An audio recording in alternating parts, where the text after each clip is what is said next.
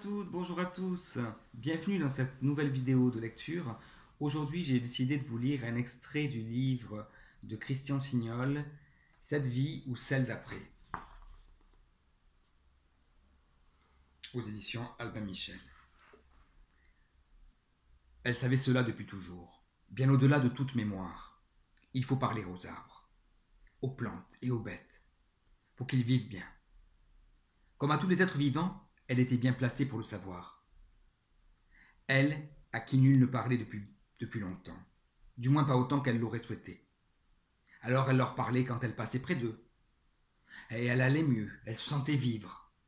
Elle avait appris à être heureuse de quelques mots, comme ce soir où la nuit commençait à tomber doucement. Sur les pentes de la montagne, les étoiles à se rapprocher de cette terre, où l'on est seul, parfois trop seul, loin de ceux que l'on a aimés, que l'on aime, et que ce soir, comme tant d'autres, ne viendront plus.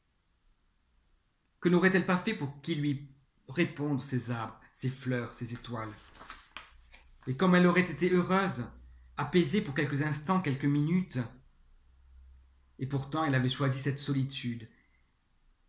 La vie vous conduit souvent vers ce que l'on feint de choisir, parce qu'il le faut bien. Parce que, n'est-ce pas, il faut trouver les forces de continuer quand tout vous a quitté. Et on les trouve, ces forces, si l'on puise bien au fond de soi. Si l'on parle aux arbres, aux bêtes, si les étoiles de l'été grandissant se pensent jusqu'à vous frôler. Mon Dieu, cette caresse, comme il est loin le temps où des mains passaient sur sa peau, la faisait respirer plus vite, frissonner comme une feuille dans le vent. Elle ne se sentait pas bien du tout, à cause sans doute de la nuit, qui se refermait sur ces montagnes où le ciel pesait de tout son poids. Elle avait une fille, mais elle vivait loin et venait rarement la voir. Il ne lui restait que le souvenir de Julien. Elle entretenait fidèlement dans l'espoir que jamais sa voix, ses mains ne s'éloigneraient d'elle. Ne l'abandonnerait tout au fait, ne la déserterait, ne creuserait davantage dans son cœur cette plaie qui ne guérirait jamais. Elle descendait chaque matin au village, 300 mètres pour acheter son pain et ce qu'il lui fallait chez les commerçants, croiser quelques enfants, des petites filles vives et gracieuses comme des mésanges. Et ces jeunes vies, tout à coup, ressemblaient à la sienne. C'était hier. Il était si beau, le doux oiseau de la jeunesse. Où avait-elle lu cela? Dans l'un de ses nombreux livres qu'elle avait achetés après la disparition de Julien. Mais elle ne se rappelait pas le nom de l'auteur. Ce qu'elle se rappelait quand elle pensait au livre, c'est qu'il lui avait permis de survivre dans sa terrible solitude. Mais elle n'avait pas envie ce soir de se souvenir de cette période de sa vie. D'ailleurs, de quoi se serait-elle plainte? Il était resté longtemps posé sur son épaule, le doux oiseau de la jeunesse. Alors, ici, près des étoiles, elle avait tout le temps de revivre le meilleur et d'oublier le reste.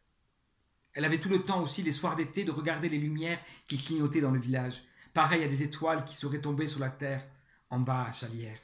C'était le village du bonheur, celui de son premier poste de maîtresse d'école, celui aussi ou surtout où elle avait rencontré Julien. C'est pour cette raison qu'elle avait voulu revenir ici, alors qu'elle s'était habituée aux plaines. S'était fait un nid où se protéger du froid de la vie. Derrière, c'était la montagne, des sapins, des mélèzes, des hêtres, des pentes abruptes, des torrents, des rochers, des glaciers, un peu de vie par-ci, par-là, le ciel, le vent, et toujours plus de solitude, de silence. Elle n'y allait guère en promenade, car le cœur lui manquait parfois sur les chemins. Qu'il se perdait, qui ne conduisait nulle part. Elle préférait la sécurité de son petit chalet, de son balcon de bois d'où elle apercevait le clocher, son ancienne école, et de l'autre côté de la vallée, la forêt de la Loubière. Valchevrière, les hautes crêtes qui retombaient vers Corançon. Son jardin aussi qu'il a réconcilié avec cette part de sa vie, où elle se penchait vers la terre avec sa mère. La part la plus lointaine, mais non pas la moins belle. Dans cette nuit d'août, la chaleur de l'été l'oppressait. C'est à peine si la nuit dispersait l'air lourd, épais, qui stagnait tous les jours. Depuis une semaine, il sentait la pierre, les forêts, la neige fondue.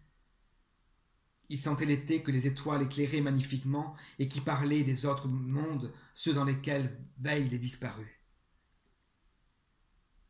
Il faut bien qu'il soit quelque part, murmura-t-elle, car elle parlait à haute voix. souvent pour entendre une voix, même si ce n'était que la sienne. Parfois, elle s'interpellait en souriant. « Qu'est-ce que tu fais, Blanche ?» Aujourd'hui, plus personne ne l'appelait Blanche. Si elle avait longtemps détesté ce prénom qui lui rappelait trop l'hiver et le Vercors, de son enfance, depuis qu'elle y était revenue, elle aimait de nouveau l'entendre. C'était alors la voix de sa mère, mais aussi celle de Julien, qui sortait de l'ombre et murmurait près d'elle. Voilà, le premier chapitre du livre de Christian Signol, Cette vie ou celle d'après. Voilà, très poétique, toujours très proche du terroir. Voilà, je vous remercie en tout cas de suivre ces lectures. Je vous donne rendez-vous pour une prochaine vidéo. Voilà, je ne sais pas encore quand, mais prochainement. N'hésitez pas à vous abonner et à très vite. Au revoir.